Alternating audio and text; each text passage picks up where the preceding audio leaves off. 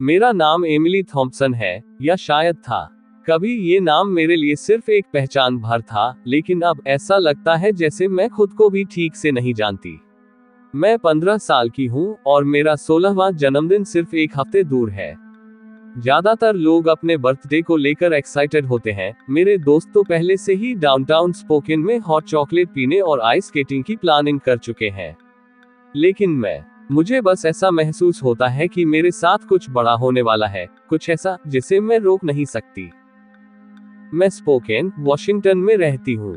सर्दियों में ये शहर किसी खूबसूरत पोस्टकार्ड जैसा लगता है। बर्फ से ढकी छतें, धुंध में लिपटे पेड़ और पीली स्ट्रीट लाइट्स जो शाम को किसी सोए हुए शहर जैसा माहौल बनाती हैं। लोग कहते हैं कि यहाँ रहना किसी शांत सपने में रहने जैसा है, लेकिन मेरे लिए ये जगह धीरे धीरे एक खामोश डरावना सपना बनती जा रही है। बाहर भले ही सब शांत और सुंदर लगता हो, लेकिन मेरे घर के अंदर कुछ तो टूटा हुआ है। माँ डबल शिफ्ट में काम करती है और पापा ट्रक ड्राइवर हैं। घर पर होते हुए भी ऐसा लगता है कि वो कहीं और ही खोए रहते हैं। उनकी आंखों में एक अजीब खालीपन है, जैसे वो किसी याद या किसी डर से बच रहे हो। हम सब एक ही लिविंग रूम में बैठते हैं, लेकिन महसूस ऐसे होता है जैसे हम 4 लोग 4 अलग कमरों में हों। फिर भी मैंने अपनी लाइफ को किसी तरह बैलेंस करके रखा था। हाई स्कूल वॉलीबॉल टीम, दोस्त, स्कूल, प्रैक्टिस, हंसी मजाक, ये सब मुझे सामान्य महसूस कराते थे। लेकिन फिर पिछले कुछ हफ्तों में सब कुछ धीरे धीरे बदलने लगा। एक ऐसा बदलाव जिसे पहले मैं स्ट्रेस समझकर टालती रही, लेकिन अब वो मेरे डर में बदल चुका है। अब अक्सर ऐसा लगता है कि जब मैं अकेली होती हूँ, तो सच में अकेली नहीं होती। कभी कमरे का दरवाजा खुद ब खुद हल्का सा खुल जाना, कभी सीढ़ियों पर किसी के चलने की आवाज, कभी मेरे पीछे किसी के धीमे सांस लेने जैसी हलचल, और कभी कभी ऐसा महसूस होना जैसे कोई मेरी गर्दन के इतने पास खड़ा हो कि उसकी मौजूदगी मेरी त्वचा को छू रही हो। मैंने कितनी भी कोशिश की इसे थकान या वहम कहकर समझाने की, लेकिन अब ये सामान्य नहीं लगता। और अब जो मैं आपको बताने जा रही हूँ, वो शायद आपके रोंगटे खड़े कर दे। क्योंकि यह सब सिर्फ अजीब घटनाएं नहीं हैं, ये सब किसी शुरुआत जैसे लगते हैं। किसी ऐसे डर की शुरुआत जो मेरे 16वें जन्मदिन के करीब आते आते और भी ज्यादा जाग रहा है। शुरुआत में सब कुछ बहुत छोटी, लगभग नजरअंदाज करने लायक घटनाओं से शुरू हुआ था। पहली बार तो मैंने हंसकर टाल दिया था। मेरा मोबाइल अचानक गायब हो जाना कोई नई बात नहीं थी। मैं अक्सर उसे प्रैक्टिस बैग में, तकिए के नीचे या स्कूल जैकेट की जेब में छोड़ देती थी। लेकिन उस रोज बात अलग थी। मैंने अपना फोन साफ साफ ड्रेसर पर रखा था, चार्जिंग के ठीक बगल में। और थोड़ी देर बाद जब ढूंढा तो वह मेरी शॉर्ट्स की जेब में था, और मैं उस समय वो शॉर्ट्स पहने भी नहीं हुई थी। शायद मैंने गलत याद किया होगा, मैंने खुद को समझाया। खुद को धोखा देना हमेशा आसान होता है, क्योंकि सच का सामना करना कभी आसान नहीं होता। पर अगली घटना, उसे नजरअंदाज करना संभव ही नहीं था। वह सिर्फ अजीब नहीं थी, वह गलत थी, बहुत गलत। और उसने मेरे भीतर कुछ गहराई में पहली बार एक ठंडी, खुरदुरी खरोंच छोड़ी थी। मैं एक छोटा सा कैमकोर्डर इस्तेमाल करती हूँ, पुराना, बेसमेंट में मिला हुआ, लेकिन अभी भी काम करता है। मैं उसे हमेशा टीवी स्टैंड पर रखती हूँ, दीवार की ओर झुकाकर, ताकि वह गिर न जाए। उस दोपहर में अपनी फ्रेंड्स के साथ मूवी देखने गई थी। बाहर मौसम ठंडा था, बर्फ पिघल रही थी, और हर तरफ से पानी टपकने की आवाजें आ रही थीं, जैसे पूरा शहर धीरे धीरे पिघल रहा हो। मूवी देखकर, थोड़ी मस्ती करके मैं शाम को घर लौटी। जैसे ही मैंने लिविंग रूम की लाइट ऑन की, मेरे दिल ने एक धड़कन छोड़ दी। कैमकोर्डर फर्श पर रखा था, सीधा खड़ा, बिल्कुल कमरे के बीचों बीच, ऐसे रखा हुआ जैसे किसी ने ध्यान से उसे सेंटर में सेट किया हो, न कि जैसे वह कहीं से गिरा हो। टीवी स्टैंड से उस जगह पहुंचना तो दूर, खुद ब खुद गिरकर भी उस पोजीशन में आना असंभव था। मैंने लिविंग रूम को दोबारा देखा। माँ काम पर थी, पापा घर भी नहीं थे, ड्राइववे भी खाली था। पूरा घर एकदम शांत था, लेकिन उस शांति में एक तरह की बेचैनी घुली थी, जैसे हवा भी किसी अनकहे डर से भरी हो। मेरे अंदर एक ठंडी सी लहर दौड़ी।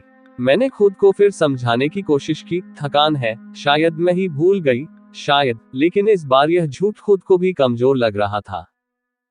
उस शाम के बाद सब कुछ बदल गया। जो घटनाएं पहले छोटी छोटी थीं, हल्की सी अजीब, वे अब डर की शक्ल लेने लगी थी, धीरे धीरे, चुपचाप, बिना किसी चेतावनी के। ऐसा लगने लगा था कि मेरे घर में कुछ है, कुछ ऐसा जो सिर्फ मौजूद ही नहीं, बल्कि जाग रहा है। ये सब उस सुबह शुरू हुआ जब मेरी माँ ने मुझे उठाया। मेरे 16वें जन्मदिन में ठीक एक हफ्ता बचा था, एक हफ्ता जो मुझे धीरे धीरे समझ आने लगा था कि शायद ये जिंदगी का सबसे अजीब, सबसे डरावना सप्ताह बनने वाला है। बाहर मौसम असामान्य रूप से शांत था, खिड़की पर सर्द धुंध जमी थी, और आधी नींद में मेरा दिमाग सिर्फ एक बात सोच रहा था, आज मेरा मैच है, आज गलती नहीं चलेगी। मैं जल्दी जल्दी उठी, यूनिफॉर्म पहनी, बाल बांधे और लिविंग रूम में आकर सोफे पर बैठ गई ताकि नी पैड पहन सकूं। नी पैड मेरे हाथ में थे, ठंडे, मुलायम और मेरे रोज के रूटीन का हिस्सा। मैंने एक पल के लिए सिर उठाया, अपनी पानी की बोतल ढूंढने को इधर उधर देखा। बस एक सेकंड, और जब दोबारा हाथ बढ़ाया, नी पैड वहां नहीं थे। ऐसा लगा जैसे वो मेरी उंगलियों को छूते ही हवा में घुल गए हो। मैं सोफे की खाली जगह को घूरती रही, बिना पलक झपकाए। दिल अचानक जोर से धड़कने लगा। कमरे में कोई आवाज नहीं थी, न कोई हलचल, न कोई कदम। बस एक बहुत भारी, बहुत चुभती हुई चुप्पी। मैं घबराकर बोली, मॉम, और भागकर उनके कमरे में गई। माँ कोट पहन रही थी, शायद बस के लिए निकलने वाली थी। मैंने पूछा, क्या आपने मेरे नी पैड कहीं रखे? उम्मीद थी कि वो कुछ सामान्य सा जवाब देंगी, लेकिन उन्होंने साफ कहा कि उन्होंने कुछ छुआ तक नहीं। उनकी बात सुनते ही मेरी रीढ़ में एक ठंडा झटका दौड़ गया। मैं फिर लिविंग रूम में लौटी, धीरे और सावधानी से, मानो कमरे की हवा भी मुझे जवाब दे सकती हो। और वहां, सोफे पर, वो रखे थे। बिल्कुल उसी जगह, उसी पोजीशन में, जैसे मैंने कुछ मिनट पहले छोड़े थे। इतने परफेक्ट तरीके से रखे कि किसी इंसान का हाथ होना ज्यादा तर्कसंगत लगता, लेकिन घर में कोई नहीं था। मैं कुछ देर तक वहीं खड़ी रही, दिमाग सुन्न, जैसे शरीर ने हिलने से इनकार कर दिया हो। क्या मैं पागल हो रही हूँ? क्या ये सब मैंने कल्पना किया, या कोई सच में मेरे पीछे पीछे घूम रहा है? तभी मेरी नजर सोफे के कुशन पर गई। वहां धूल की एक बहुत हल्की, बहुत पतली लाइन थी।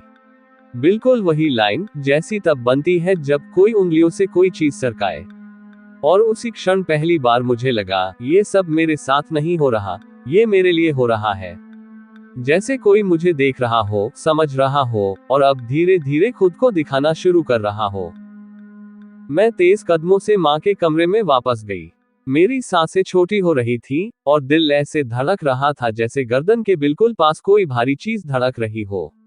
मैं काफी समय से अजीब घटनाएं झेल रही थी, लेकिन आज डर ने पहली बार सच में अपनी हद पार कर ली थी।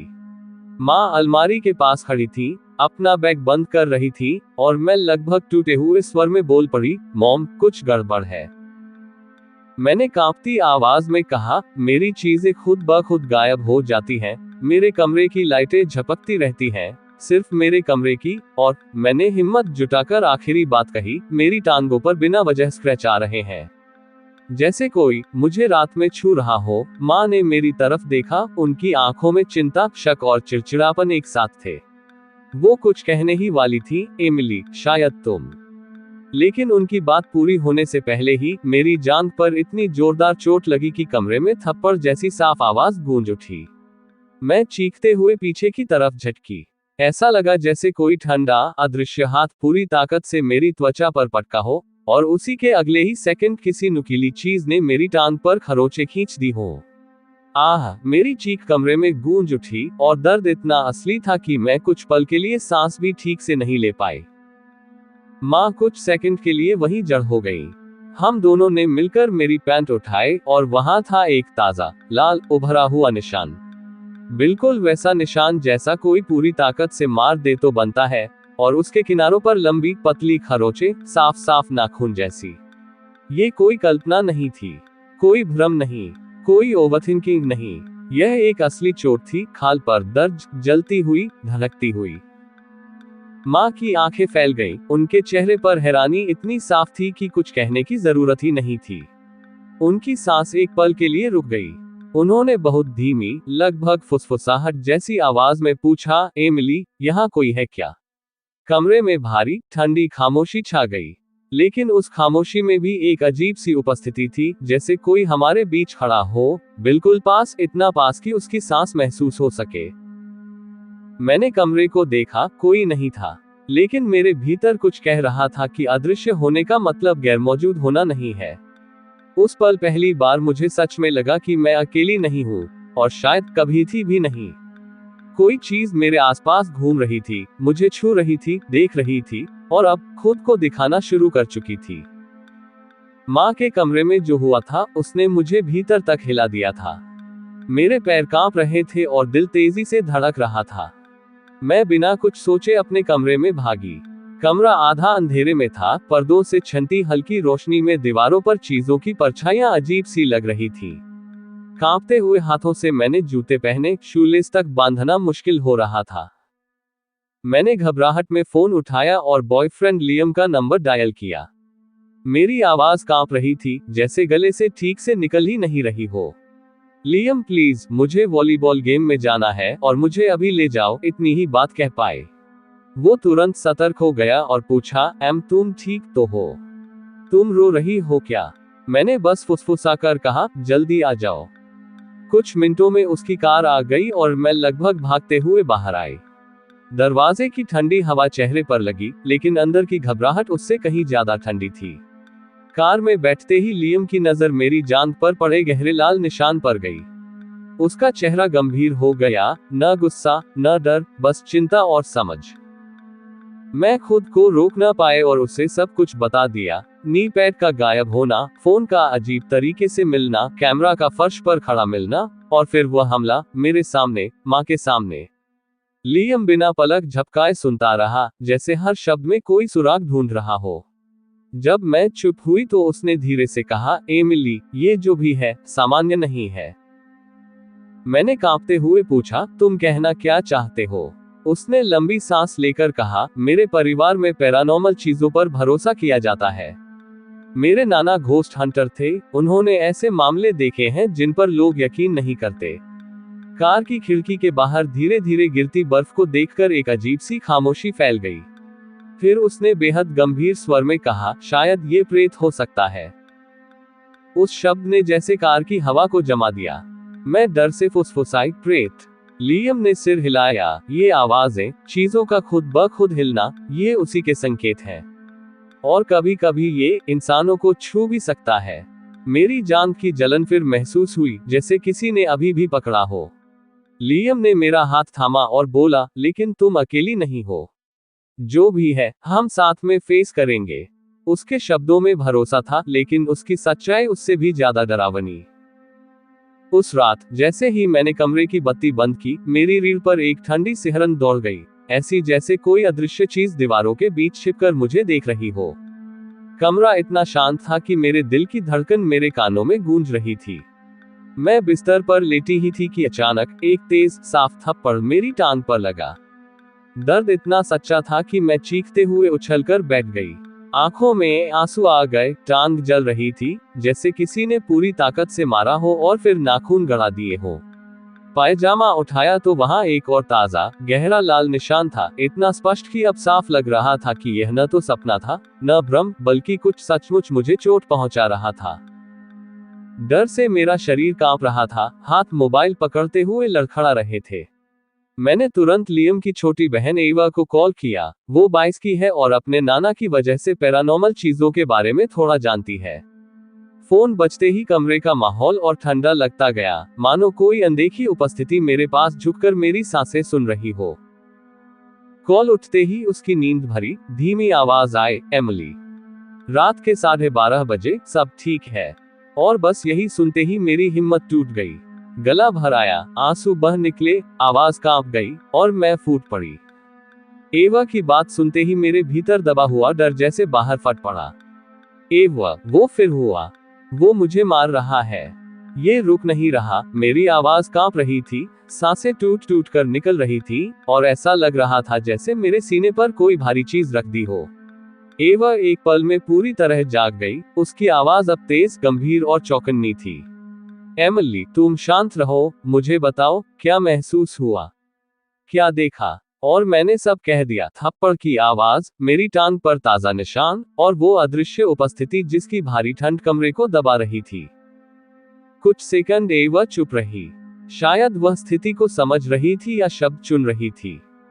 फिर उसने धीमे और सावधान स्वर में कहा, एमिली, अगर ये सच में प्रेत है तो हाँ, ये फिजिकल हार्म कर सकता है।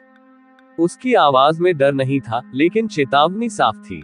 मेरे गले से अपने आप सवाल निकला, क्यों? क्यों करेगा ऐसा? जवाब में एवा की सांस थोड़ी भारी लगी। प्रेत इमोशनल एनर्जी से फीड होते हैं। जितना ज्यादा तनाव, डर, दुख, उतनी उनकी ताकत बढ़ती है। और कभी कभी किसी के अंदर छुपा हुआ ट्रॉमा उन्हें ट्रिगर कर देता है। तब वो उसी इंसान के आसपास प्रकट होते हैं जो सबसे अधिक टूटने की स्थिति में हो। मेरे हाथ फोन पर और कस गए। कमरे की ठंड अचानक और बढ़ गई, जैसे हवा में कोई अदृश्य सवाल तैर रहा हो। एवा ने आवाज नरम की, एमिली, क्या हाल में कुछ ऐसा हुआ है, कोई भारी चीज, कुछ जो तुमने खुद से भी छुपाया हो? उस पल मेरा दिल जैसे एक धड़कन के लिए रुक गया। मैं जवाब नहीं दे पाई। शरीर के अंदर कहीं गहराई में एक पुराना शब्द उभरा, ट्रॉमा, और उसके साथ एक ऐसी स्मृति की छाया जिसे मैंने सालों से दिमाग के सबसे अंधेरे कोने में कैद कर रखा था। कमरा जैसे और ठंडा होता गया, इतना कि मेरी हथेलियों में पसीना जमने लगा। मेरे आसपास की हवा भारी हो रही थी, जैसे कोई बेहद करीब आकर खड़ा हो, किसी ऐसी चीज की तरह जिसे मैं देख नहीं सकती लेकिन उसकी उपस्थिति महसूस कर सकती थी। एवा की आवाज फिर आई, धीमी, गंभीर, लगभग एक चेतावनी की तरह, एमिली, ये एंटिटी अभी बस शुरुआत कर रही है। इसे हल्के में मत लेना। उसकी बात मेरे दिमाग में गूंजती रही, जैसे किसी ने किसी बंद दरवाजे की कुंडी धीरे धीरे घुमानी शुरू कर दी हो। मेरे अंदर जो चीज मैं वर्षों से दबाकर रखे हुए थी, शायद वही दरार बनकर इस एंटिटी को अंदर आने दे रही थी। और जैसे ही एवा ने कॉल पर वही आखिरी वाक्य कहा, एमिली, तुम्हारी सच्चाई शायद अब खुद बाहर आने वाली है, मेरी रीढ़ में इतनी गहरी ठंडक दौड़ी कि मुझे एहसास हो गया, ये कहानी अब डर से आगे बढ़ चुकी है। ये किसी छिपी हुई सच्चाई की शुरुआत है।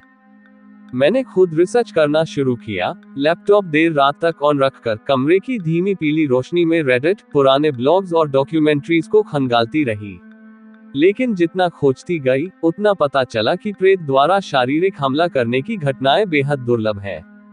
हाँ, धक्का देना, चीजें गिराना, दरवाजे पटकना, कुर्सी खिसकाना, ऐसे मामले बहुत थे, लेकिन किसी को थप्पड़ मारना, और वह भी 2 बार, ये लगभग ना के बराबर था। पढ़ते पढ़ते मेरा डर और मेरे सवाल दोनों बढ़ते जा रहे थे। अब हर रात सोने से पहले मेरे मन में एक ही बात घूमती, क्या ये सच में कोई प्रेत है, या फिर कुछ और? एक अजीब सा शक, एक अदृश्य खतरा, कुछ ऐसा जो मेरी समझ के बाहर था। और फिर अगली रात जब मैं लैपटॉप बंद कर रही थी, तभी कुछ ऐसा हुआ जिसकी मैंने उम्मीद नहीं की थी। मैंने डरते हुए अपना फोन उठाया, फ्लैशलाइट ऑन करने के लिए। लेकिन इससे पहले कि मैं कुछ कर पाती, स्क्रीन खुद ब खुद ऑन हो गई। कोई नोटिफिकेशन नहीं, कोई ऐप नहीं, बस काली स्क्रीन, जिस पर खरोंच जैसे सफेद अक्षरों में लिखा था, इट्स मी। मेरे शरीर का खून जैसे रुक गया। किसी ने या किसी चीज ने मेरे फोन पर लिखा था। कांपती आवाज में मैंने पूछा, तो फिर कौन? फोन की स्क्रीन फिर हिली। अक्षर बदलने लगे। इस बार जो शब्द उभरे, उन्होंने मेरी रूह तक ठंडा कर दी, चेक योर बर्थडे। मेरी सांस अटक गई। जन्मदिन क्यों? घबराहट में फोन मेरे हाथ से गिर गया और तभी लाइट्स अपने आप दोबारा जल गई। मेरी नजर दरवाजे पर लगे छोटे कैलेंडर पर गई। एक तारीख को लाल मार्कर से घेरा हुआ था, अगले हफ्ते की रात, मेरा जन्मदिन। उसके नीचे एक लाइन लिखी थी, जिसे मैंने कभी नहीं लिखा था, the day we stopped hiding. मेरे पैरों तले जमीन खिसक गई। चाहे प्रेत हो या कुछ और, एक बात साफ थी, ये घटनाएं मेरी वजह से नहीं, मेरे लिए हो रही थी। और जो कुछ भी होने वाला था, उसकी शुरुआत उसी रात होने वाली थी, जब मैं 16 की होने वाली थी। मेरे 16वें जन्मदिन की रात, वही रात जिसे किसी अदृश्य शक्ति ने जैसे बहुत पहले से चुन रखा था। दिन भर घर अजीब सा शांत था, माँ काम पर थी, पापा अपने कमरे में बंद। मैं घबराहट छिपाकर स्कूल गई। सबने हैप्पी बर्थडे वीक कहा, लेकिन भीतर अजीब सी बेचैनी लगातार बढ़ रही थी, जैसे आज कुछ ऐसा होने वाला था जिसके लिए मैं बिल्कुल तैयार नहीं थी। लियम ने कहा था, एमिली, आज रात अकेली मत रहना। We'll stay on call. लेकिन मैं जानती थी अगर कुछ मेरे पीछे है तो फोन का सिग्नल उसे नहीं रोक पाएगा। रात के 11:47 सब कुछ अचानक बदलने लगा। मैंने कमरे की लाइट बंद की और बिस्तर पर बैठी ही थी कि हवा भारी, ठंडी और गाढ़ी हो गई, जैसे पूरा कमरा सांस रोककर खड़ा हो गया हो। घड़ी का सेकंड हैंड रुक रुक कर चल रहा था। तभी मेरे फोन की स्क्रीन अपने आप ऑन हुई, उसी पुराने संदेश के साथ, चेक योर बर्थडे। मेरे हाथ ठंडे पड़ गए। मैंने डरते हुए पूछा, क्यों, क्या होने वाला है? स्क्रीन पर नए अक्षर उभरे, द डे इट स्टार्टेड। मैं हिल गई। क्या शुरू हुआ? जैसे कोई बेचैन होकर टाइप कर रहा हो, you saw it, you forgot it. मेरे दिमाग में झंझनाहट दौड़ गई। मैंने क्या देखा था? मैंने क्या भुला दिया था? जैसे ही घड़ी ने 12 बजाए, कमरे की लाइट अपने आप ऑन हो गई। दीवार पर लगी मेरी पुरानी फैमिली फोटो अचानक हवा के तेज झोंके से गिर पड़ी और फ्रेम का कांच टूट गया। मैं चीख पड़ी। टूटे हुए फ्रेम के पीछे धुंधली लाल स्याही में कुछ लिखा था। कांपते हाथों से मैंने उसे उठाया। उसमें सिर्फ 3 शब्द थे, लुक बिहाइंड यू। मेरी रीढ़ तक ठंड उतर गई। मैंने धीरे से खुद को पलटा और वहां कोई था। न इंसान, न भूत जैसा साया, बल्कि धुएं सी एक आकृति, कांपती, धुंधली, लेकिन इंसानी आकार की। उसकी आंखों की जगह 2 काले धब्बे थे जो सीधे मेरी ओर देख रहे थे। डर के मारे मैं पीछे हट गई। उसकी आवाज किसी टूटती रेडियो जैसी धीमी और कराहती थी, एमिली। वह आवाज गुस्से की नहीं थी, उसमें दर्द था, जैसे कोई कुछ समझाना चाहता हो। कांपते हुए मैंने पूछा, तुम कौन हो? आकृति ने धीमे से हाथ बढ़ाया और दीवार पर उंगलियों से खुरचकर लिखा, not here for you, here because of you. मेरा दिमाग सुन्न हो गया। मेरी वजह से? क्यों? आकृति का रूप धीरे धीरे साफ होने लगा। वह एक लड़की थी, मेरी ही उम्र की। उसका चेहरा सूखा हुआ, कमजोर, और उसकी आवाज टूटी हुई, लेकिन बेहद परिचित। वह बोली, 6 years ago, you survived. I didn't. मेरा दिल जैसे रुक गया। उसी क्षण एक पुरानी, दबाई हुई याद चमककर सामने आई, एक हादसा जिसे मेरे दिमाग ने हमेशा दूर धकेला था। मेरे घुटने कांपने लगे। अब मुझे समझ आने लगा था, जो कुछ भी हो रहा था, वह सिर्फ डराने के लिए नहीं था, बल्कि मुझे कुछ याद दिलाने के लिए था। दूसरी कक्षा का वह दिन अचानक यादों में उजागर हो उठा, जब पास वाले पुराने घर में आग लगी थी। मैं किसी तरह बाहर निकल आई थी, लेकिन एक और लड़की अंदर फंसी रह गई थी। मेरी आंखों से आंसू बह निकले। तुम वही हो, तुम वहां थी। आकृति ने धीरे से सिर झुका दिया, You forgot me, but I never left. अब सब साफ था। वह मुझे चोट पहुंचाने नहीं आई थी, वह चाहती थी कि मैं याद करूं, सुनूं, समझूं। मैंने कांपती आवाज में कहा, मैं माफी चाहती हूं। मैं बहुत छोटी थी, मुझे याद भी नहीं। आकृति की टूटी हुई आवाज आए, I know. But I was alone, in the fire, in the dark. उसके शब्दों के साथ कमरा गर्म होने लगा, मानो आग की हल्की लपटें दूर से गुजर रही हो। मैंने धीरे से फुसफुसाकर कहा, तुम अब मुक्त हो जाओ, मैंने तुम्हें याद कर लिया है। अब तुम अकेली नहीं हो। वह कुछ पल रुककर मुझे देखती रही। पहली बार उसके चेहरे पर दुख के बजाय एक हल्की सी शांति उभर आई। उसने अपना फीका, धुंधला हाथ मेरी ओर ऐसे बढ़ाया जैसे आशीर्वाद दे रही हो, और फिर वह अचानक हवा में घुलते धुएं की तरह गायब हो गई। कमरा एकदम शांत हो गया, इतना शांत कि मुझे अपनी ही सांसों की आवाज सुनाई देने लगी। उस रात के बाद सब बदल गया। मेरी टांगों पर कोई नया निशान नहीं उभरा, लाइट्स नहीं झपकी, चीजें अपने आप नहीं हिली, सारी अजीब घटनाएं बस खत्म हो गईं। क्योंकि वह, जिसे मैंने अनजाने में भुला दिया था, आखिरकार सुनी गई थी। उसे उसका सुकून, उसकी मुक्ति मिल चुकी थी। अब कोई डर नहीं था, बस एक भारी, पुराने दर्द की जगह खाली हो चुकी थी।